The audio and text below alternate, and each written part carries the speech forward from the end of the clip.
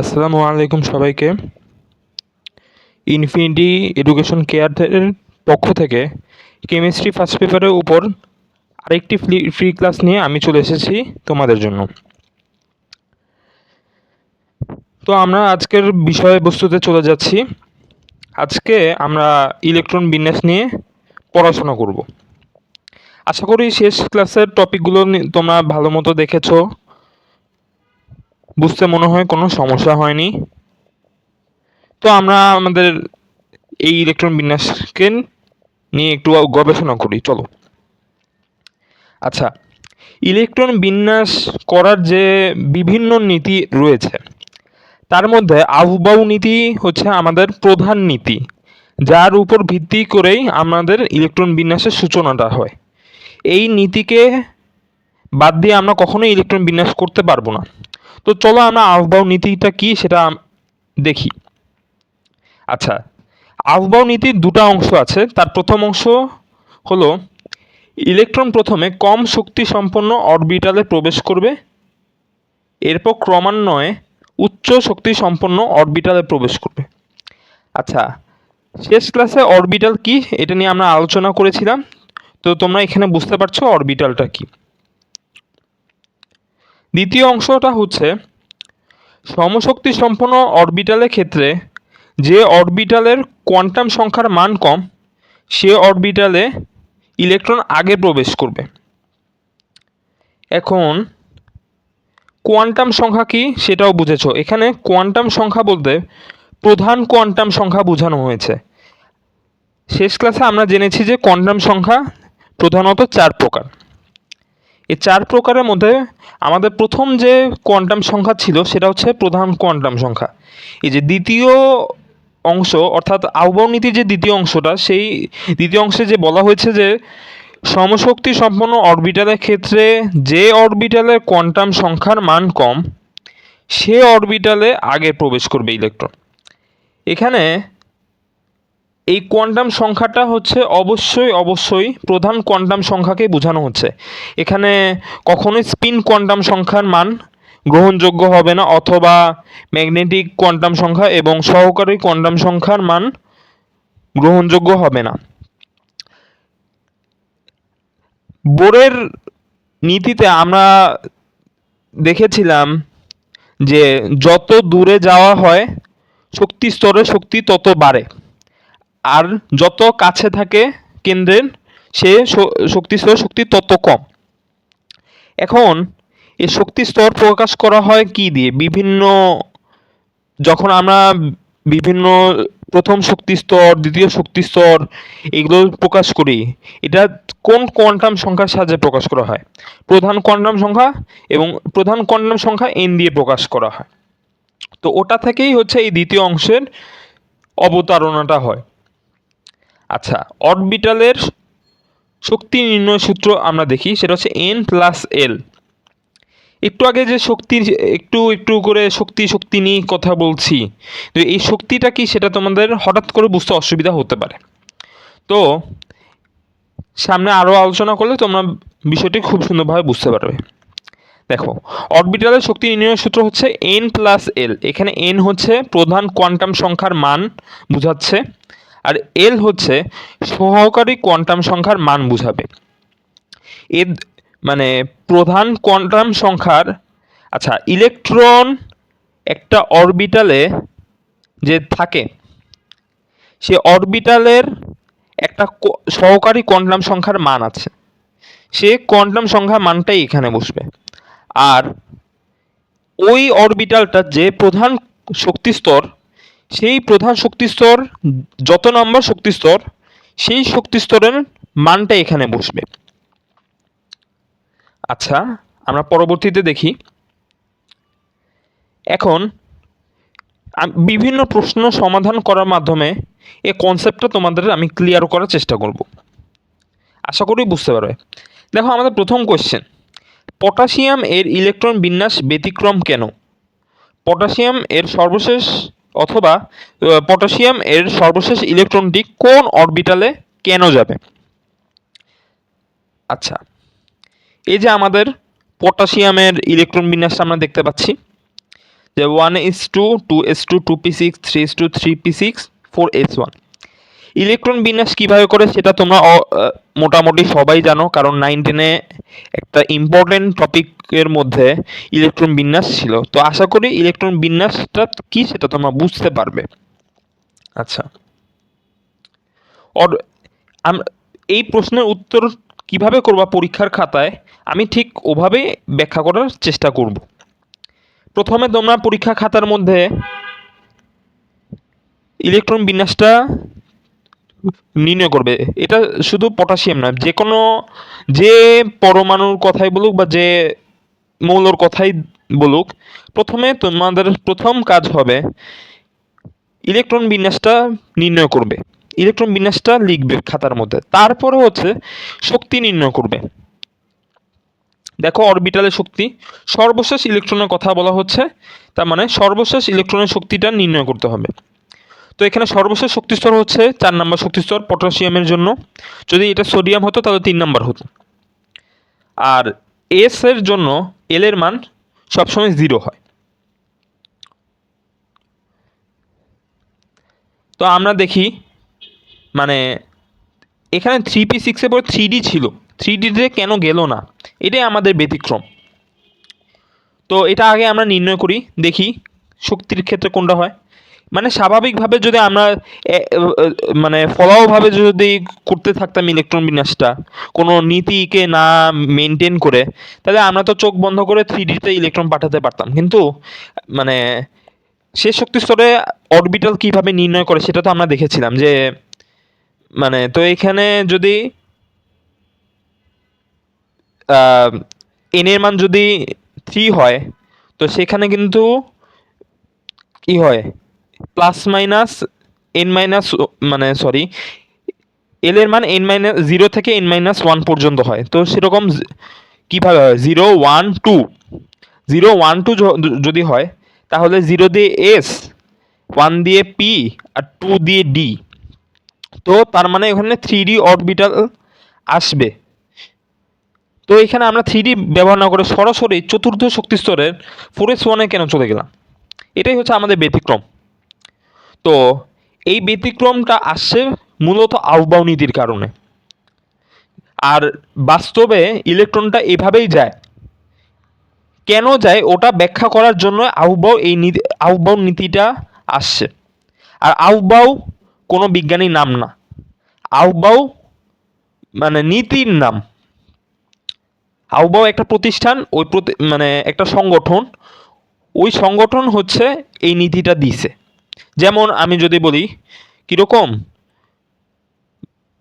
Quantum সংখ্যা মানে quantum mechanics এরকম যে বলে, তো ওটা কোনো বিজ্ঞানীর নাম? কোয়ান্টাম কি কোনো বিজ্ঞানীর নাম? না, ব্যাপারটা এইরকম। আচ্ছা চলো আমরা আমাদের বিষয়বস্তুতে ফিরে আসি। দেখো আমরা 3D-তে শক্তি নির্ণয় করি। একটু আগে বললাম ডি এর জন্য এল এর মান হয় 2, আর এখানে 3 আছে, 3D এর জন্য 3 হচ্ছে প্রধান কোয়ান্টাম সংখ্যার জন্য এন এর মান। তো 3 + 2 = 5। আর 4s এর জন্য 4s অরবিটালের শক্তি যদি আমরা নির্ণয় করি চতুর্থ শক্তি স্তর, তাই হচ্ছে এন এর মান 4, আর এস এর জন্য এল এর মান 0। তো হচ্ছে 4 + 0 = 4। তার মানে কি হলো, শক্তি কার এখানে বেশি? শক্তি 3Dর বেশি, 4s এর কম। আর আউবাউ নীতির প্রথম অংশে আমরা দেখতে পাই যে এরপরে পরীক্ষা খাতায় তোমরা প্রথম অংশটা লিখবা যে ইলেকট্রন প্রথমে কম শক্তি সম্পন্ন অরবিটালে প্রবেশ করবে, এরপর উচ্চ শক্তির অরবিটালে ইলেকট্রন প্রবেশ করবে। দেখো এখানে কম শক্তি সম্পন্ন হচ্ছে 4s আর উচ্চ শক্তি সম্পন্ন হচ্ছে 3D। তো যার কারণে ইলেকট্রন 3D-তে না গিয়ে সরাসরি 4s-এ প্রবেশ করে। এখন যদি 4s পূর্ণ করে 4s-এ পূর্ণ করার পরে মানে 3D-তে যাবে না 4p-তে যাবে, এটার জন্য হচ্ছে আবার দ্বিতীয় অংশ আসে। কিন্তু যেহেতু 4s-এর মধ্যে ইলেকট্রন গিয়ে আমাদের ইলেকট্রন বিন্যাসটা শেষ হয়ে যাচ্ছে, তো এই কোশ্চেনের ক্ষেত্রে এটা আমাদের লাগবে না। তো আমরা সামনে যাব। আচ্ছা, এটাতে আমরা কিছু দেখতে পারবো যে স্ক্যান্ডিয়াম এসসি দিয়ে স্ক্যান্ডিয়াম বোঝায়। স্ক্যান্ডিয়াম এর ইলেকট্রন বিন্যাস ব্যতিক্রম কেন? একইভাবে তোমরা আবারও স্ক্যান্ডিয়ামের ইলেকট্রন বিন্যাসটা নির্ণয় করবে, তারপর হচ্ছে আবার শক্তি নির্ণয় করবে। এই যে দেখো এখানে আমরা ইলেকট্রন বিন্যাসে দেখতে পাচ্ছি 3D-তে গিয়েছে। তো আমরা আবার যদি অন্যভাবে চিন্তা করি, 4s এ যাওয়ার পরে 4p-তে না গিয়ে আবার কেন পিছনের দিকে ফিরে আসলো, সেটাও আমাদের প্রশ্ন। তো চলো আমরা 4pও আছে হাতে, 4p আর 3D-র মধ্যে ঝগড়া, কে ইলেকট্রন আগে পাবে, আমরা এখন তাদের বিচারক। চলো আমরা এদের বিচার করি। দেখো 3D-তে দেখো 3D শক্তি একইভাবে নির্ণয় করার পর 5 আসছে। আর 4s-এর ক্ষেত্রে সরি এখানে 4s হবে না, 4p হবে। আবারও বলছি 4p হবে, এনে টাইপিং একটা মিস্টেক হয়েছে, তো 4p হবে। 4s ঠিক আছে, তো 4p না 4p হবে 4s এর জায়গায়। তো p এর জন্য l এর মান 1, তো সেজন্য কি হবে 4 + 1 = 5। তো 5 = 5 সমান সমান হয়ে গেল। তাহলে ইলেকট্রন এখন কোথায় যাবে? আচ্ছা এবার আসো আমাদের আউবাউ নীতির দ্বিতীয় অংশে। সমশক্তি সম্পন্ন অরবিটালের ক্ষেত্রে শুনো, সমশক্তি সম্পন্ন অরবিটালের ক্ষেত্রে ইলেকট্রন প্রথমে প্রবেশ করবে কম কোয়ান্টাম, মানে যে কোয়ান্টাম সংখ্যার মান কম সেই অরবিটালে আগে ইলেকট্রন প্রবেশ করবে। এখানে দেখো 3D আর 4p এই দুইটার মান সমান হতে পারে শক্তির, কিন্তু আমাদের এখানে প্রধান কোয়ান্টাম সংখ্যা কোনটা কোনটা আছে? 3 আর 4। 3D হচ্ছে তৃতীয় শক্তি স্তর আর 4p হচ্ছে চতুর্থ শক্তি স্তর। তো যার কারণে কম কোয়ান্টাম সংখ্যার মান কম, বলো তো এখানে 3D এর কোয়ান্টাম সংখ্যার মান কম, প্রধান কোয়ান্টাম সংখ্যার মান কম, তো 3D-তে ইলেকট্রন প্রবেশ করবে। এখন 3D যতক্ষণ সে পূর্ণ করবে না ততক্ষণ সে যাবে না। আশা করি বুঝতে পারছো। দেখো এখানে তোমাদের আবার একটা প্রশ্ন হতে পারে, 4s তো দুটো ইলেকট্রন ধারণ করতে পারে, তো 4s2 না হয়ে 4s2 আর 3d1 এরকম কেন হয় না? এটা ব্যাপারটা সামনে আসবে, ঠিক আছে? ধৈর্য সহকারে ক্লাসটা দেখবে, বুঝতে পারবে। আসো এই কোয়েশ্চেনের মাধ্যমে তোমাদের অনেক কনফিউশন ক্লিয়ার হবে। একটু আগে যেটা নিয়ে কথা বলছি সেটা ঝামেলাটাই তোমাদের ক্লিয়ার হয়ে যাবে। তো ক্রোমিয়ামের ইলেকট্রন বিন্যাস ব্যতিক্রম কেন? চলো দেখি আমরা। এই যে দেখো একই রকম স্ক্যান্ডিয়ামের ক্ষেত্রে দেখো ওখানে 3d to 4s1 হয়েছে, এখানে ওখানেও 4s2 হয় নাই, এখানেও 4s2 হয় নাই। আচ্ছা চলো এটার উত্তর আমরা ভালো মতো দেখব। ওকে, এই যে দেখো হওয়ার কথা 3d4 4s2 কিন্তু হয়েছে 3d5 4s1। দেখো মানে এখানে বোঝাচ্ছে 4s কমপ্লিট করে তারপর হচ্ছে 3d-তে ইলেকট্রন ঢোকার কথা, এরকম বোঝাতে যাচ্ছে, কিন্তু এটা হবে না কখন, কারণ অর্ধপূর্ণ ও পরিপূর্ণ অরবিটাল বেশি স্থিতিশীল। দেখো এস অরবিটালের ধারণ ক্ষমতা কত বলো তো? দুইটা ইলেকট্রন। আর 3d-তে ধারণ ক্ষমতা কত? 10টা। তো যদি দুইটাই ফুল থাকে তাহলে তো কোনো কথাই নেই। এখন অর্ধপূর্ণর কথা বলি। এই যে দেখো এই অর্ধপূর্ণ যখন ব্যাপারটা আসবে, দেখো 10-এর অর্ধেক 5 আর 2-এর অর্ধেক 1, তো এইভাবেই কিন্তু 3d-তে 5টা আর 4s-এ একটা ইলেকট্রন প্রবেশ করে, তো যার কারণে এটা অর্ধপূর্ণ হয়ে এটা স্থিতিশীলতা লাভ করে। তো একইভাবে যদি আমি ওখানে স্ক্যান্ডিয়ামের কথা যদি একটু বলি, উপরের দিকে তাকাও তোমরা, এখানে 4s2 আর 3d1 এরকম হতে পারতো, কিন্তু 4s-এ যখন একটা ইলেকট্রন প্রবেশ করে এটা বেশ স্থিতিশীল অবস্থায় থাকে। 3d তোমাদের মানে স্থিতিশীল হোক না হোক, অর্ধপূর্ণ হোক বা না হোক, কিন্তু 4s-টা আমাদের কি থাকে? স্থিতিশীল থাকে। এই কারণে 4s ইলেকট্রন না নিয়ে 3D কে দেয়, তো 3D তখন ওটা একসেপ্ট করে।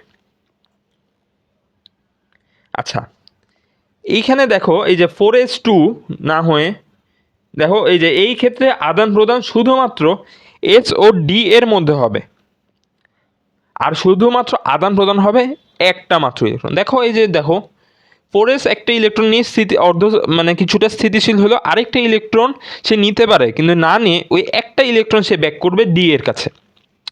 তো যার মানে আদান প্রদান কি হলো, S আর D এর মধ্যেই হলো, আর কারোর মধ্যে হয়েছে না, হয় নাই। আর স্থিতিশীল হলো কিভাবে হলো, একটা ইলেকট্রন দিয়ে। ব্যাপারটা হচ্ছে S ও D এর মধ্যে আদান প্রদান হবে একটা ইলেকট্রন, এটা হচ্ছে ব্যাপার। আচ্ছা, এই যে লাল কালি দিয়ে আমি বোল্ড করে স্টার মার্ক দিয়ে যদি এই কথাটা লিখেছি, এটা আবার পরীক্ষার কথায় লিখবা না, পরীক্ষা খাতায় এটা লেখা যাবে না, এটা বোঝানোর জন্য দিছি। শুনো, এরকম ইলেকট্রন বিন্যাসের প্রশ্ন আসলে সবার আগে কাজ করবা কি, ইলেকট্রন বিন্যাসটা আগে দিবা, তারপরে শক্তি নির্ণয় করবা। প্রথম দুইটা কোশ্চেনের জন্য বলতেছি, আগে ইলেকট্রন বিন্যাস নির্ণয় করে শক্তি নির্ণয় করবা, নীতি লিখবা, নীতি লিখে তারপর হচ্ছে বলবা যে এরকম এরকম শক্তি, মানে এটা বেশি ওটা কম এটা সমান, তাই এরকম এরকম ব্যাখ্যাটা দিবা শর্টলি। তাইলে তোমরা মোটামুটি ফুল মার্কস পাওয়ার একটা কোশ্চেন হাইয়েস্ট তো 4 মার্কস হয় সৃজনশীল, তো সৃজনশীলের 4 মার্কসের জন্য হয়তো তুমি 4-এ 3 পেতে পারো, যদি 3 হয় 3-এ 2 পাবাই, আর ম্যাক্সিমাম ক্ষেত্রে ফুল দিয়ে দেওয়া পসিবিলিটি থাকে। আচ্ছা, আর যদি এই যে কোয়েশ্চেন নাম্বার এটা 3 হবে, এখানে আবার ভুল হয়েছে। তো ক্রোমিয়ামের ইলেকট্রন বিন্যাস ব্যতিক্রম মনে এরকম কোয়েশ্চেন যদি হয়, এটা তোমাদের কপারের আরেকটা কোয়েশ্চেন আছে যে কপারের ইলেকট্রন বিন্যাস ব্যতিক্রম কেন, তো সেখানে হচ্ছে 3D10 4s1 হয়। তো এটা তো আর বলার বাকি রাখে না কিছু, কারণ 3D10 একেবারে পূর্ণ হয়ে আছে, আর 4s1 ওরা অর্ধপূর্ণ আছে। তো এটাও আশা করি ব্যাখ্যা করতে পারবা। তো এটা ক্ষেত্রে আগে ইলেকট্রন বিন্যাস করবা, তারপর বলবা যে হওয়ার কথা এরকম হয়েছে এরকম। তো পরে হচ্ছে অর্ধপূর্ণ পরিপূর্ণ অরবিটাল বেশি স্থিতিশীল, এই যে এরকম করে মাঝখানে লিখবা, এবং এটা একা থাকবে, এটার আগে পরে কোনো সেন্টেন্স বা কোনো ওয়ার্ড থাকবে না। এর পরের লাইন থেকে তোমরা সুন্দর করে গুছায় ব্যাখ্যাটা দিয়ে দিবে শর্টলি, তাহলে তোমাদের মার্কস দিয়ে দেওয়া হবে। আচ্ছা, পরের পেজে যাই। হুন্ডের নীতি, এটা বিখ্যাত নীতি, বিজ্ঞানী হুন ইলেকট্রন বিন্যাস সম্পর্কে একটা নীতি দিছে, ওটাকেই হুন্ডের নীতি বলা হয়। আচ্ছা চলো দেখি আমরা সেই বিখ্যাত বিজ্ঞানীর নীতিটা। সমশক্তি সম্পন্ন অরবিটালে প্রথমে একটি ইলেকট্রন প্রবেশ করবে একমুখী স্পিনে, তারপর প্রাপ্যতা অনুযায়ী প্রতিটি ইলেকট্রন প্রবেশ করবে বিপরীতমুখী স্পিনে। আচ্ছা, এখানে একটা কনফিউশন কাজ করতে পারে, একটু আগে যেগুলো পড়ায় আসলাম আর এখন এটা পড়ায় আসলাম, একটু খটকা লাগার কথা, মানে কোত্থেকে কোথায় চলে যাচ্ছে ভাইয়া। আসলে আমাদের বিভিন্ন বইতে ভুল দেয়া আছে, কিন্তু বোর্ডগুলোতে মার্কস দেওয়ার জন্য, মার্কস পাওয়ার জন্য ওগুলোকে, মানে আগে আমরা যেগুলো পড়ে আসলাম, মানে এই আউটবাউনীতিতে যেগুলোকে আমরা অরবিটাল পড়ে আসলাম, এগুলোকে বইয়ে অরবিটাল বলেই নামকরণ করা হয়েছে, তাই আমরা এভাবে পড়ে থাকি। কিন্তু প্রকৃতপক্ষে এগুলো আসলে অরবিটাল না, এগুলো হচ্ছে উপশক্তি স্তর। আগে আমরা কি উপশক্তি স্তর, শক্তি স্তরকে ভাঙলে উপশক্তি স্তর পাওয়া যায়, উপশক্তি স্তরকে ভাঙলে উপশক্তি স্তর পাওয়া যায়। আমরা লাস্ট দিন দেখেছিলাম একটা প্রধান শক্তি স্তর থেকে কিভাবে উপশক্তি স্তর নির্ণয় করে, এবং সেখান থেকে কিভাবে উপশক্তি স্তর নির্ণয় করা হয় সেটাও আমরা দেখেছিলাম। যেমন পি শক্তি স্তর ভাঙলে PX PY PZ, এই উপশক্তি স্তরই মূলত অরবিটাল হিসেবে পরিচিত, কিন্তু আমাদের বইগুলোর ভুল থাকার কারণে এই ভুলগুলোই হচ্ছে বিভিন্ন জায়গায় হচ্ছে ব্যবহার করা হয়। কারণ বোর্ডের পরীক্ষার খাতায় মার্কস পাওয়ার জন্য। তো তোমাদের বেসিক এবং সঠিক তথ্য মাথায় রাখার জন্য আমি এই তথ্যটা তোমাদেরকে দিয়ে দিলাম, যেন তোমাদের কোনোভাবে কনফিউশন না লাগে। অবশ্যই মনোযোগ দিয়ে ক্লাসগুলো করলে কনফিউশন থাকার কথা না। যারা খালি স্লাইড দেখে যাবে, যারা খালি পিডিএফ দেখে যাবে, এরা কনফিউশনে পড়ার সম্ভাবনা বেশি থাকে এদের। তো আশা করব অতএব তোমরা ক্লাসগুলো মনোযোগ দিয়ে করবে, আর প্রত্যেকটা কথা খুঁটিয়ে খুঁটিয়ে দেখবে। শুধু ক্লাস করলেই হবে না, সাথে একটা খাতা একটা কলম নিয়ে বসবে, ইম্পর্টেন্ট টপিকগুলো খাতায় তুলবে। দেখো ভাইয়া কষ্ট করে তোমাদের জন্য হচ্ছে এই ক্লাসগুলো বানাচ্ছি যেন তোমরা উপকৃত হও। কিন্তু খালি ক্লাস দেখে গেলে হবে না, সব সময় তো আর ক্লাস দেখা পসিবল হবে না। নোটগুলো যদি তোমরা করো তখন কি হবে, পরীক্ষার আগের রাত্রে জাস্ট খালি চোখে উল্টায় দেখে যাবা। এখন এত ভিডিও আসবে, পরীক্ষার আগের রাত্রে তো আর এত ভিডিও দেখা যাবে না, তখন হচ্ছে এই খাতাগুলো উল্টায় পাল্টায় দেখতে হবে। আচ্ছা আসো পড়াশোনায় আসি। দেখো এখানে আমরা নাইট্রোজেনের ইলেকট্রন বিন্যাসটা দেখলাম। তো এটা যদি আমরা হুন্ডে নীতিতে ইলেকট্রন বিন্যাস করে দেখি তাহলে আমরা কি দেখতে পাই, চলো দেখি। আচ্ছা এই যে দেখো 2px 2py 2pz, এখানে দেখো প্রত্যেকটাতে একটা একটা করে ইলেকট্রন প্রবেশ করছে। দেখো এখানে আবার বলি, সমশক্তি সম্পন্ন অরবিটালে প্রথমে একটি ইলেকট্রন প্রবেশ করবে একমুখী স্পিনে, এরপর প্রাপ্যতা অনুযায়ী প্রতিটি ইলেকট্রন প্রবেশ করবে বিপরীতমুখী স্পিনে। দেখো একটা উপ শক্তিস্তরকে ভাঙলে যে অরবিটালগুলো পাওয়া যায় বা উপ শক্তিস্তর পাওয়া যায়, সেগুলো প্রত্যেকটার শক্তি সমান, কারো শক্তি কম বেশি না। যেমন পিএক্স পিওয়াই পিজেড, এই যে আমরা তিনটা অরবিটাল পেলাম, এই তিনটা অরবিটাল শক্তি সমান, কারো শক্তি কমও না কারো শক্তি বেশি না, সবাই সমান। তো এখানে তিনটা ইলেকট্রন সমানভাবে ভাগ হয়ে গেছে, বুঝছো? আচ্ছা দেখো এখন আরও যদি ইলেকট্রন প্রবেশ করে, এই যে দেখো তিনটা ভাবে ইলেকট্রনটা দেখো, আমরা যে নাইট্রোজেনে ইলেকট্রন বিন্যাসটা করলাম ঠিক একইভাবেই করেছি। এই যে প্রথমে একমুখী স্পিনে প্রবেশ করে, তারপর বিপরীতমুখী স্পিনে যে প্রবেশ করে, 1s এ প্রথমে একমুখী স্পিনে প্রবেশ করলো। এখন 1s ইলেকট্রন থাকে কয়টা, দুইটা। প্রত্যেকটা অরবিটালে ইলেকট্রন কয়টা করে থাকে, দুইটা থাকে। প্রথমে একমুখী আকারে ঢুকলো, তারপর উল্টামুখী করে আরেকটা ঢুকবে। এখন এই যে 2p-তে যদি আরও ইলেকট্রন ঢুকতো, তখন 2p-x-এ যে বিপরীতমুখী স্পিনে উল্টা করে একটা ইলেকট্রন ঢুকতো, তারপর 2p-y-তে, তারপর 2p-z, এভাবে করে উল্টা করে ঢুকতো। তো এইভাবে হচ্ছে হুন্ডে নীতিতে ইলেকট্রন বিন্যাস করা হয়। আচ্ছা আমাদের হুন্ডে নীতিটা শেষ হলো। তারপরে পলির বর্জন নীতি। আসো বিজ্ঞানী পলি বা অনেকে একে পাউলি বলে। তো পলি বর্জন নীতিতে কি বলা হয়েছে আমরা আগে দেখি। একটি পরমাণুর যে কোনো দুটি ইলেকট্রনের কোয়ান্টাম সংখ্যার মান, দুটি ইলেকট্রনের কোয়ান্টাম সংখ্যার মান একই হতে পারে না। এখানে 4টি কোয়ান্টাম সংখ্যার মান একই হতে পারে না। মানে আমরা তো কোয়ান্টাম সংখ্যা কয় প্রকার, 4টা আমরা দেখেছি। তো 4টা কোয়ান্টাম সংখ্যার মান একসাথে সমান হইতে পারে না। সর্বোচ্চ 3টি কোয়ান্টাম সংখ্যার মান এক হতে পারে, আর 3টির মান যদি এক হয়, চতুর্থটা অবশ্যই ভিন্ন হবে। কারণ 4টা কোয়ান্টাম সংখ্যা একই ধারে সেম হবে না। ধরো তুমি একটা পরমাণু হতে পারে বা দুইটা পরমাণুর সাথে তুমি কম্পেয়ার করতেছো, দুইটা ইলেকট্রন নিচ্ছ, সেটা একই পরমাণু হতে পারে বা ভিন্ন পরমাণু হতে পারে। এখন হচ্ছে এদের সিচুয়েশন অবস্থায় তুমি এদের সিচুয়েশন দেখে তুমি হচ্ছে মানে কোয়ান্টাম সংখ্যাগুলোর তুলনা করে দেখবা যে তিনটার মান যে কোনোভাবে হোক মিলতেছে, বাট একটা তুমি কোনোভাবে মিলাতে পারবে না, কোনো না কোনোভাবে এটা ভিন্ন হবেই। দেখো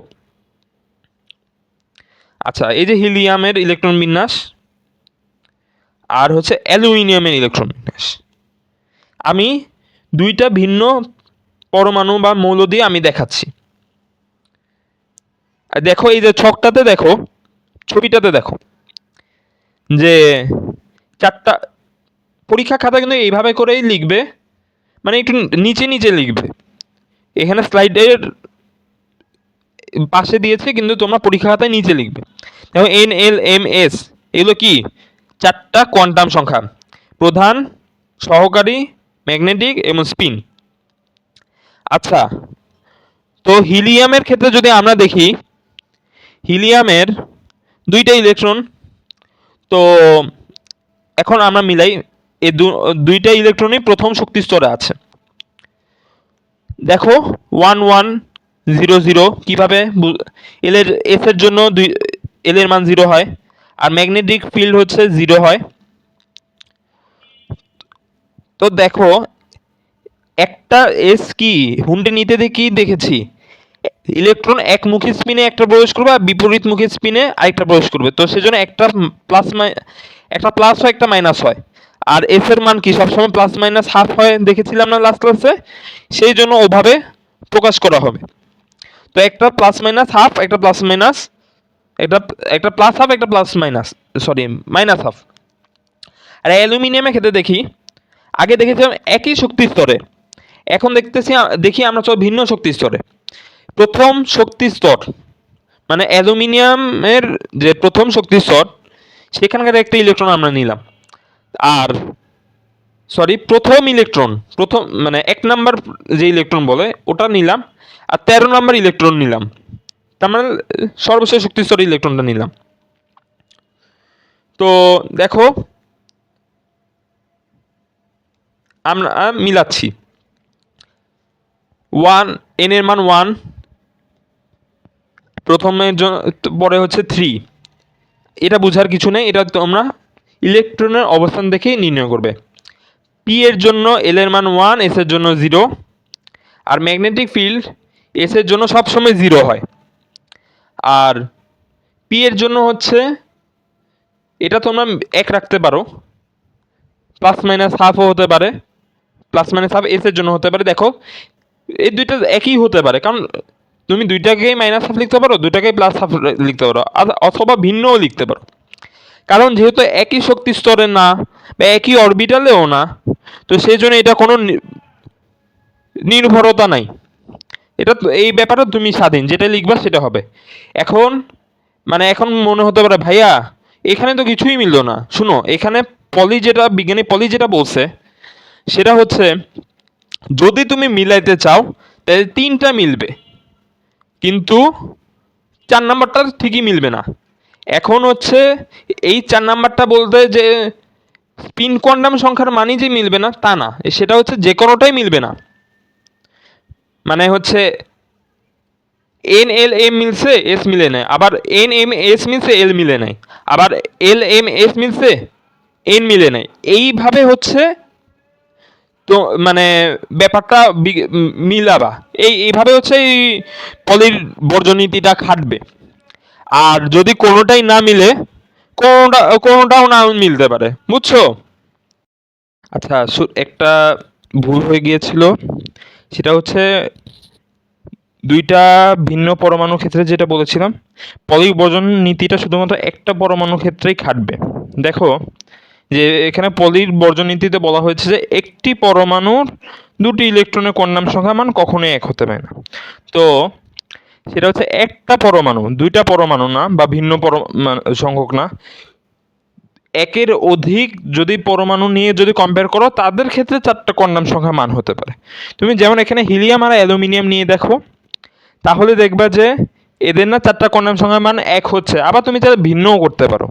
তো একটা ক্ষেত্রে 3টা মিলবে, একটা পরমাণু নিলে সর্বোচ্চ 3টাই মিলবে, 4টা মিলবে না। কিন্তু যদি তুমি দুইটা পরমাণু নাও, তাহলে কোনোটাও নাও মিলতে পারে, একটাও মিলতে পারে, দুটাও মিলতে পারে, 3টে মিলতে পারে, আবার 4টাই মিলতে পারে। তো এটার জন্য সরি, একটা ছোট ভুল ছিল। তারপরে হচ্ছে কোয়েশ্চেনটা দেখতে পাচ্ছি আমরা, ক্রোমিয়াম এর সর্বশেষ ইলেকট্রন ও সর্বশেষ শক্তি স্তরে ইলেকট্রন এর জন্য 4টি কোয়ান্টাম সংখ্যার মান হিসাব করো। দেখো এখানে কিন্তু একটা টেকনিক্যাল ব্যাপার আছে। দেখো ক্রোমিয়ামের সর্বশেষ ইলেকট্রন কোথায় প্রবেশ করে, সেটা ইলেকট্রন বিন্যাস দিয়ে দেখবা। 4s1, তারপর ওখানে কিন্তু 4s1-এ ইলেকট্রন প্রবেশ করে কিন্তু 3d-তে ইলেকট্রন যায়। তো সর্বশেষ ইলেকট্রন কোথায় থাকবে? 3d-তে। আর সর্বশেষ শক্তি স্তর কোনটা? 4s। তো এখানে কিন্তু এটাতে কিন্তু অনেকে ভুল করবে, সাবধান। প্রথমে এটা অ্যান্সার করবা কিভাবে? ইলেকট্রন বিন্যাসটা নির্ণয় করবা, তারপরে হচ্ছে এই যে দেখো এভাবে ছক দিয়ে করবা, তারপরে হচ্ছে এভাবে তোমাদের অ্যান্সারটা হয়ে যাবে। আচ্ছা আচ্ছা, তড়িৎ চৌম্বকীয় বর্ণালী, পরের টপিকটা দেখো। তড়িৎ চৌম্বকীয় বর্ণালী কি? লাস্ট ডেতে আমরা দেখেছিলাম যে যে বোরের সীমাবদ্ধতায়, বোরের মডেলের সীমাবদ্ধতায় দেখেছিলাম যে কি স্টার্কের প্রভাব, তারপর হচ্ছে স্টার্কের প্রভাবে বৈদ্যুতিক ক্ষেত্রর কাজ দেখেছি, তারপর হচ্ছে জিমেন প্রভাবে দেখেছি কি ম্যাগনেটিক ফিল্ডের কাজ। হ্যাঁ, এই দুইটা ফিল্ডকে যখন তুমি মার্জ করবা তখন যে বর্ণালী পাওয়া যাবে সেটাই হবে আমাদের তড়িৎ চৌম্বকীয় বর্ণালী।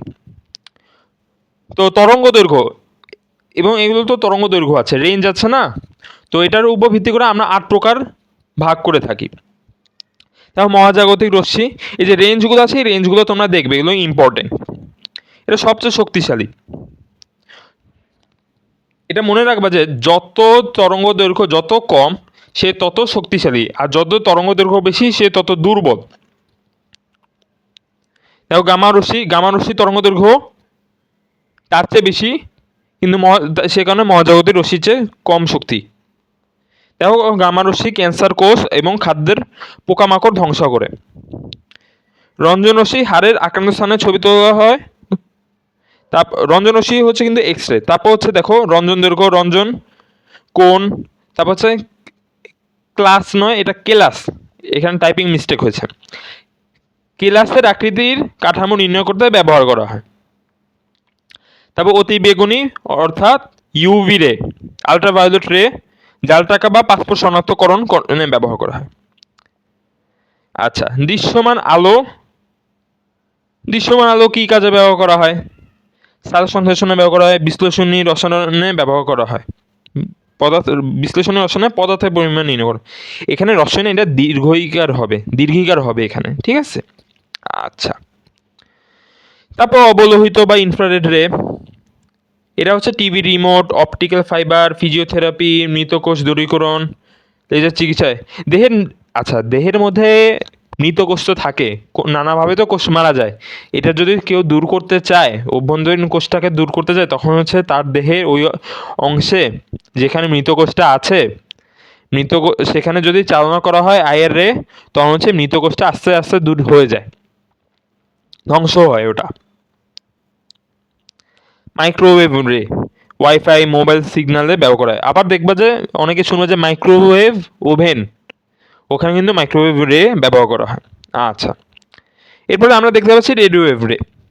এখানে এটা সবচেয়ে দুর্বল। দেখো মহাজাগতিক রশ্মি সবচেয়ে ছোট তরঙ্গ দৈর্ঘ্য, আর রেডিও ওয়েভ রে সবচেয়ে বড় তরঙ্গ দৈর্ঘ্য।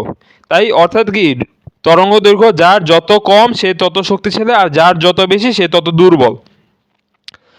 তো দেখি এটার ব্যবহার। প্যাথোলজিক্যাল টেস্টে এমআরআইয়ের জন্য ব্যবহার করা হয়। এনএমআর রে হিসেবে পদার্থের আণবিক গঠন নির্ণয় করা হয়। এনএমআর রে, এটার পূর্ণরূপ হচ্ছে নিউক্লিয়ার ম্যাগনেটিক রেজোনেন্স। এটা নিয়ে যদি ইন্টারনেটে ঘাটো তাহলে তোমরা আরও তথ্য পাবে, এটা আমাদের পর্যায়ে সেরকম ইম্পর্টেন্ট না। আচ্ছা, আর এমআরআই হচ্ছে মেডিকেল এমআরআই টেস্টের জন্য ব্যবহার করা হয় রেডিও রে। আচ্ছা, পরবর্তীতে যাই আমরা। পরবর্তীতে টপিক হচ্ছে ইউভি এর বিশদ ব্যবহার। বিভিন্ন রেঞ্জের ইউভি বিভিন্ন কাজে ব্যবহার করা হয়। দেখো আমরা ব্যবহারটা দেখলে আমরা বুঝবো। স্পেকট্রোস্কোপি বা ইলেকট্রন বীক্ষণ যন্ত্রে ব্যবহার করা হয়। তো স্পেকট্রোস্কোপি কি? স্পেকট্রোস্কোপি বা ইলেকট্রন বীক্ষণ, ইলেকট্রন নানা সিচুয়েশনে বিক্ষেপ দেয়। তো ওই বিক্ষেপটা যদি নির্ণয় করা হয় বা সেটা যদি নির্ণয় করতে চাওয়া হয়, সেটা কীভাবে নির্ণয় করা হবে? সেটা এই যন্ত্র ব্যবহার করে করা হবে। আর এই যন্ত্রকে তুমি কিভাবে কাজ করাবা? ইউভি রে দিয়ে কাজ করাবা। আচ্ছা, তারপর হচ্ছে লেবেল ট্র্যাকিং, ইউভিআইডিতে ব্যবহার করা হয়। লেবেল ট্র্যাকিং, এখন লেবেল ট্র্যাকিংটা কি? দেখো কোনো সিকিউরড এলাকায় যদি যাও তোমরা, তখন যদি কোনো জায়গা দিয়ে প্রবেশ করতে হয় বা এন্ট্রি নিতে হয়, দেখবা যে একটা মেশিন দিয়ে তোমাদের সারা বডির সামনে নাড়াচাড়া করে। তো এটা দিয়ে দেখে যে লোকটার কাছে কোনো অস্ত্র টস্ত্র আছে কিনা সেটা চেক করে। তো ওখানে কিন্তু ইউভি রেটা ব্যবহার করা হয়। আবার হচ্ছে দেখবা যে যারা এয়ারপোর্টে গেছো, মানে লাগেজ প্লেনে চড়ছো, তো তাদের লাগেজ কি করে সাথে করে নেওয়া যায় না, তো তার একটা মেশিনের মধ্যে দিয়ে পাস করে। তো সেখানে কি হয়, ওই ওই মেশিনটার মধ্যে কিন্তু ইউভি রে চালনা করা হয়, ওখান থেকে দেখে যে কোনো অস্ত্র আছে কিনা বা অবৈধ কোনো পণ্য আছে কিনা সেটা চেক করে আর কি। আচ্ছা, তারপর হচ্ছে অপটিক্যাল সেন্সরে ব্যবহার করা হয়, জীবাণুনাশক রূপে ব্যবহার করা হয়। ইউভি রে ব্যবহার করে জীবাণু ধ্বংস করা হয়, এটা বোঝানো হয়েছে। এরপর ওষুধ শনাক্তকরণ বা ড্রাগ আইডেন্টিফিকেশনে ব্যবহার করা হয়। আচ্ছা, এখন এই ইউভি রে ব্যবহার করে কোন ওষুধের প্রতিক্রিয়া কীরকম সেটা জাজ করার জন্যই হচ্ছে এই রেঞ্জের ইউভি ব্যবহার করা হয়। তারপর হচ্ছে প্রোটিন অ্যানালাইসিসে ব্যবহার করা হয়, মেডিকেল ইমেজিং কাজে ব্যবহার করা হয়, সেটা হচ্ছে কোষের জন্য। আর হচ্ছে চিকিৎসা ক্ষেত্রে লাইট থেরাপিতে ব্যবহার করা হয়। এই যে অনেকে থেরাপি শুনবা, যে থেরাপি দেয়, মেডিকেল থেরাপি লাগে অনেকের, মানে রোগীর প্রবলেম অনুযায়ী হচ্ছে থেরাপির ধরন ভিন্ন হয়। তো এখন যে লাইট থেরাপি যেটা, সেই লাইট থেরাপিতে হচ্ছে তোমার এই রেঞ্জের ইউভিটা ব্যবহার করা হয়। দেখো এই রেঞ্জের, শুনো, রেঞ্জ ভিন্ন করলে কিন্তু ব্যবহার করা যাবে না সেই ইউভিটা, ঠিক আছে? তো সেরকম ভিন্ন রেঞ্জ ব্যবহার করে পরীক্ষার খাতায় যদি লিখো তাহলে মার্কস পাওয়া যাবে না, ঠিক আছে?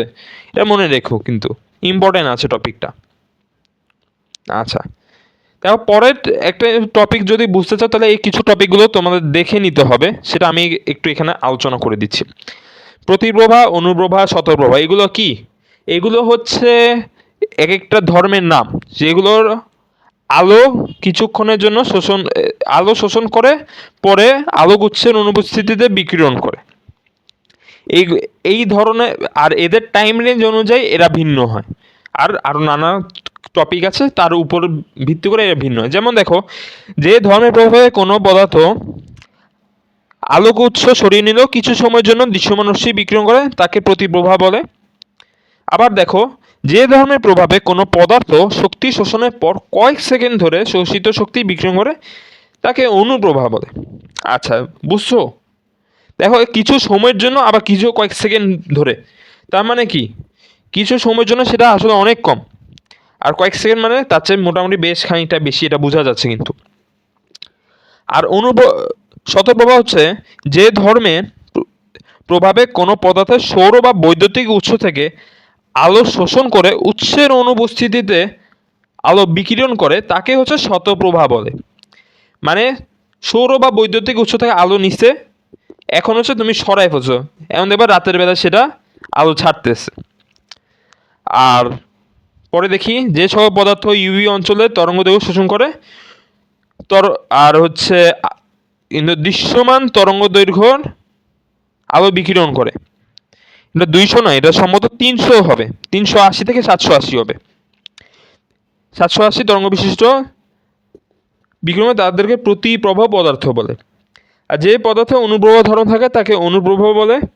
শুনো, প্রতিপ্রভা পদার্থের ধর্ম, এটাও সংজ্ঞা হিসেবে এটাও লিখতে পারো, যে পদার্থের প্রতিপ্রভা ধর্ম আছে তাদেরকে প্রতিপ্রভা পদার্থ বলে। কোনো সমস্যা নেই, ভুল নেই।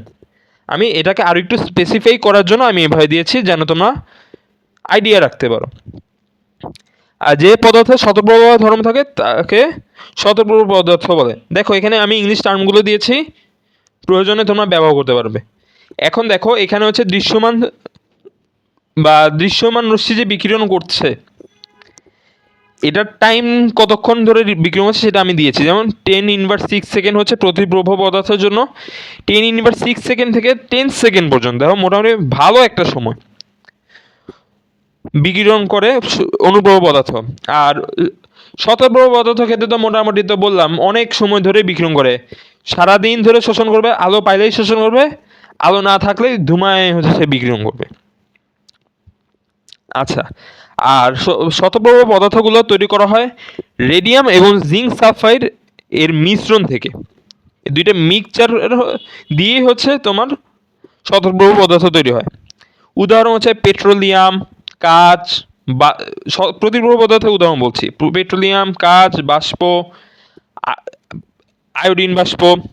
তারপর হচ্ছে অনুপ্রভ পদার্থ হচ্ছে মৃৎক্ষার ধাতু সালফাইড, রাস্তার মোড়ে গলিতে হচ্ছে এগুলো দেখা যায়। আচ্ছা দেখো, দেখবা রাস্তার মোড়ে দেখবা যে যারা কি বলে পদ্মা সেতুতে গেছো, পদ্মা সেতুতে দেখবা যে রাস্তার মধ্যে দেখবা যে লাইট পড়তেছে,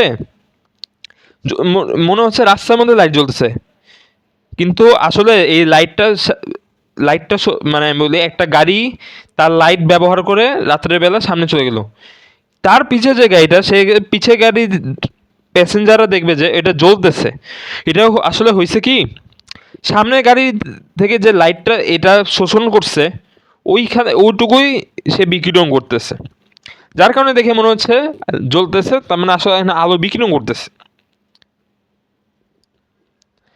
আর শতপ্রভ পদার্থের ক্ষেত্রে দেখি যেমন বিশেষ সাংকেতিক পোশাক, স্টিকোফাই ঘড়ি দিনের বেলা আলো শোষণ করে আর রাতে জ্বলে। দেখবা নেটের সাহায্য দিয়ে দেখবা যে সিকোফাই ঘড়ি বা আচ্ছা নর্মালি আমি বলি অনেক ঘড়ি আছে, বা অনেকে বাসায় থাকতে পারে, অনেকে হাত ঘড়ি থাকতে পারে, দেখবা যে দিনের মধ্যে আলোতে রাখছো, রাত্রেবেলা অন্ধকারে দেখবা যে কাঁটাটা জ্বলতেছে, বুঝছো? এটা হচ্ছে শতপ্রভ পদার্থের খেলা। তো আমরা আমরা পরে চলে যাই। আচ্ছা, আমরা একটু আগে দেখেছিলাম যে ইউভি রে দিয়ে কি করা হয়, জাল টাকা বা পাসপোর্ট শনাক্তকরণ করা হয়, তাই না? দেখো এটা থেকে কিন্তু আমাদের পরীক্ষার কোশ্চেনও আসে যে জাল টাকা বা পাসপোর্ট শনাক্তকরণ কিভাবে করা হয়। এই যে আমরা আমাদের বাংলাদেশে 1,000 টাকা দেখছি, হুম, তো দেখো যে জাল টাকা বা পাসপোর্টে কিছু পরিমাণ প্রতিপ্রভ পদার্থ ব্যবহার করা হয়। এই যে দেখো, আমি একটু আগে এই টপিকগুলো কেন দেখাচ্ছি, এই যে এই টপিকটা বোঝার জন্য।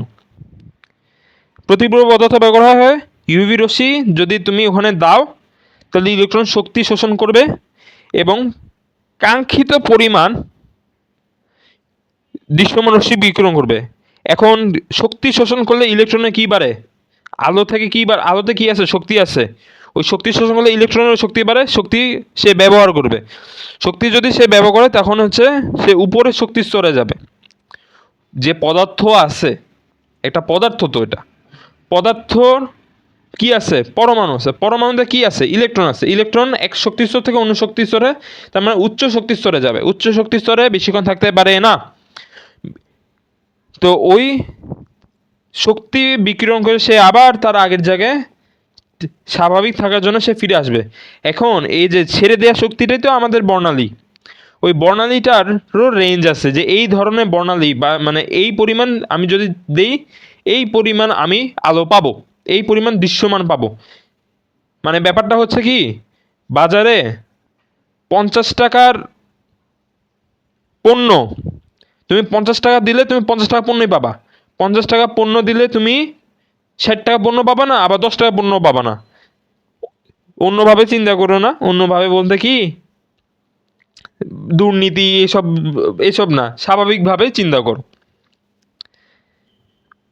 মানে এইখানে যদি কম বেশি হয় তাহলে বুঝতে হবে এখানে ভেজাল আছে, বাস্তবেও তো তাই ঘটে, তাই না?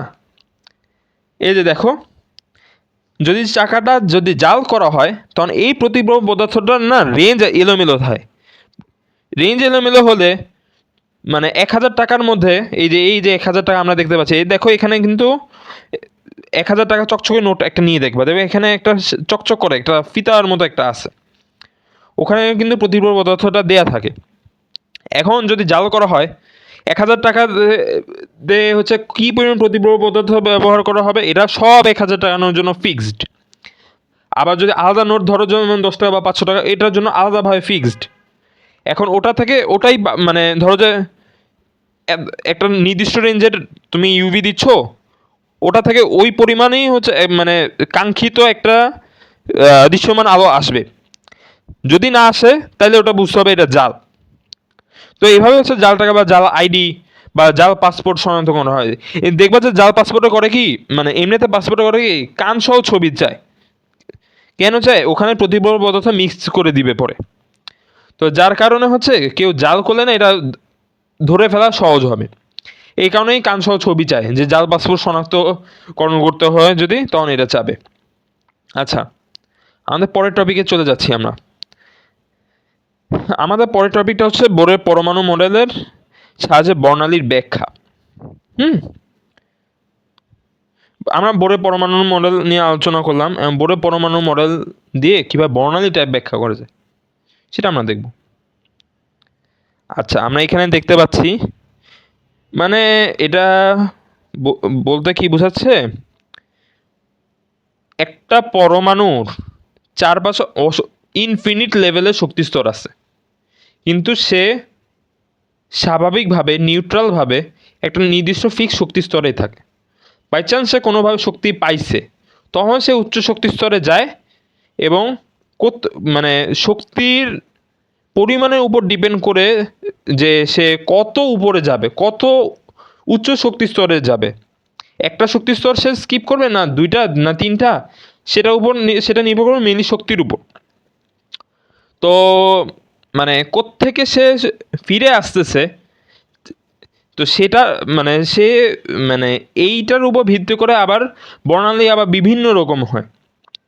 তো এটা থেকে আমরা শ্রেণী বিভাগ করি। যেমন ধরো, যদি ইলেকট্রন উপরের শক্তিস্তর, উপরে যে কোনো শক্তিস্তর, মানে যে কোনো শক্তিস্তর থেকে ফিরে আসবে, এখন সেটা যদি 1 নং শক্তিস্তরে ফিরে আসে, ঠিক আছে, মানে হাইড্রোজেনের ক্ষেত্রে আমি যদি বলি 1 নম্বর শক্তিস্তরে ফিরে আসছে, তাই এটা লাইমেন। 2 নম্বর হলে এটা বামারটা কিন্তু দৃশ্যমান হয়। আবারও বলি, বামারটা দৃশ্যমান হয়। চিত্রে দেখো, এই যে বামার কিন্তু ভিজিবল, লাইমেন কিন্তু ইউভি রে, ঠিক আছে, ঠিক আছে। আচ্ছা, তারপর দেখো 3 নং শক্তি স্তরে আসলে প্যাশেন বা প্যাশেন বলে। এই চিত্রতে কিন্তু আমি বুঝাচ্ছি যে উপরে যে কোনো শক্তিস্তর থেকে ফিরে আসলেই যে দেখো লাইমেন হয়েছে, উপরে যে কোনো শক্তিস্তর থেকে 2 নম্বরে আসলে বামান হয়েছে। আবার চিত্রটা খেয়াল করলে তোমরা বুঝতে পারবে। 4 নম্বর শক্তিস্তরে যদি ফিরে আসে সেটা হবে ব্র্যাকেট। 5-এ আসলে ফান্ড, আর 6 আসলে হামফ্রে। চিত্রে এটা দেখাতে পারিনি, কিন্তু 6 নাম্বার যদি আসে, এটা অনেক বইতে থাকে না, আমাদের বিভিন্ন মানে বাজারের মানে বোর্ডের অনুমোদিত যে বইগুলা, বিভিন্ন তো অনুমোদিত রেফারেন্স বুক তো তোমরা পড়বা, তো অনেক বইতে থাকে, অনেক বইতে থাকে না। তো এটা একটা মানে এক্সট্রা তথ্য হিসেবে ধরে নিতে পারো, হামফ্রে বর্ণালী। এখন ভিজিবল রে যেটা 2 নাম্বার শক্তিস্তরে হচ্ছে ফিরে আসলে সেটা আমরা ভিজিবল দেখতে পাই, কিন্তু এরপরে যত বর্ণালী আমরা পাই না কেন সবই ইনফ্রারেড রে, মানে সবই মানে তিনোটাই, মানে ধরো যে একে আসে ইউভি, একটার জন্য একটাই ইউভি লাইমেন, একমাত্র ইউভি পাওয়া যাবে লাইমেনে, একমাত্র দৃশ্যমান পাওয়া যাবে খালি বামারেই। কিন্তু যদি ইনফ্রারেড বলো তাহলে সেটার জন্য 3টা, কি কি, ব্র্যাকেট, ফান্ড আর হামফ্রে। প্যাশনের ক্ষেত্রেও 4টা। এই যে দেখো নিচের প্রথম দুইটার জন্য একটা একটা করে, লাইমেনে ইউভি, আবারও বলছি লাইমেনে ইউভি, বামারে ভিজিবল, বাকি যা আছে সব হচ্ছে ইনফ্রারেড। ওকে, তো আজকে আমরা এখানেই আমাদের ক্লাসটা শেষ করছি। দেখো তোমাদের ক্লাস শুরু হয়ে যাচ্ছে, শুরু অলরেডি হয়ে গেছে। তো অনেক জায়গায় দুর্যোগ যাচ্ছে, তাদের জন্য প্রার্থনা করবে। আর হচ্ছে পাশাপাশি তোমরা পড়াশোনাটা শুরু করো, দেখতে দেখতে তোমাদের সময় চলে যাবে, বুঝতেও পারবা না। 24 ব্যাচে যারা অটোবাস নিয়েছে, অনেক খারাপ হয়েছে এটা। তোমরা পরীক্ষা দিবে, পরীক্ষা তোমরা খারাপ হলেও তোমরা পরীক্ষা দেবে। বিভিন্ন অ্যাডমিশন যাদের অনেক বড় বড় স্বপ্ন আছে, এই অটোবাস না তাদের এই স্বপ্ন একটা অনেক যোগ্য স্টুডেন্টদের স্বপ্ন ধ্বংস করে দেয় এই অটোপাস, মানে পরীক্ষা ছাড়া মূল্যায়ন বলে যেটাকে, সেটা অনেক স্বপ্ন ধ্বংস করে দেয়। তো তোমরা চেষ্টা করবে ভালো মতো পরিশ্রম করার, সময়কে যথাযথভাবে কাজে লাগানোর। কারণ তুমি যে তার এই ইন্টারমিডিয়েট সময়টাকে যত ভালোভাবে কাজে লাগাবে সে তত বেশি আগাবে, যে যত সময় নষ্ট করবে সে তত পিছাবে। কেউ যদি 1 সেকেন্ড বেশি পরিশ্রম করে, হয়তো এটা খুব বেশি দৃশ্যমান না, কিন্তু সেটা ইফেক্টিভভাবে সে পরিশ্রম করছে, সে কোনো না কোনোভাবে এটা ফিডব্যাক পাবে, সেটা আজ হোক আর কাল হোক। সে এটা এইচএসসি লাইফেও পেতে পারে, এইচএসসি লাইফের পরেও পেতে পারে, অ্যাডমিশনের আগেও হতে পারে, পরেও হতে পারে। কোনো না কোনোভাবে সে ইফেক্ট পাবেই পাবে। পরিশ্রমে কোনো বিকল্প নেই। তোমরা বড় হচ্ছ, তোমাদের ম্যাচিউর হওয়া উচিত। পড়াশোনা করতে ভালো লাগে না আমি বুঝি, কিন্তু স্বপ্ন তো আর এমনি এমনি সত্যি হয় না। স্বপ্নকে সত্যি করার জন্য অনেক অনেক কঠোর পরিশ্রম করতে হয়। তো আশা করি সেই পরিশ্রমটা তোমরা ধরে রাখবে, মনোযোগ দিয়ে ক্লাস করবে, খাতা কলম সাথে রাখবে, ক্লাসগুলো দেখার সাথে সাথে নোটটা করবে, এবং ক্লাস শেষে কি বোঝানোর চেষ্টা করছি ভাইয়া এটা নিজে মনোযোগ দিয়ে একটু চিন্তা করবে, দেখবে কনসেপ্টগুলো সুন্দরভাবে পরিষ্কার ক্লিয়ার হয়ে যাচ্ছে। প্রয়োজনে প্রশ্ন থাকলে গ্রুপে কমেন্ট করো। আমাদের কেমিস্ট্রি ডিপার্টমেন্ট আছে, অন্য সাবজেক্টের জন্য অন্য ডিপার্টমেন্ট আছে। গ্রুপে কমেন্ট করলেই আমরা তোমাদের জন্য সার্বক্ষণিক আছি, তোমাদের প্রশ্নের সমাধান করার জন্য। তো এই ক্লাসগুলোর উপর তোমাদের পরীক্ষা নেওয়া হবে,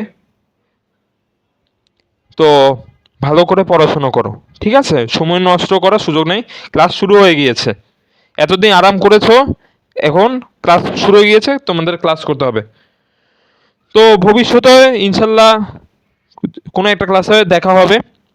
তো সে পর্যন্ত ভালো থাকবে, সুস্থ থাকবে, নিজের যত্ন নিবে, আর কঠোর পরিশ্রম করো, পড়াশোনা করো।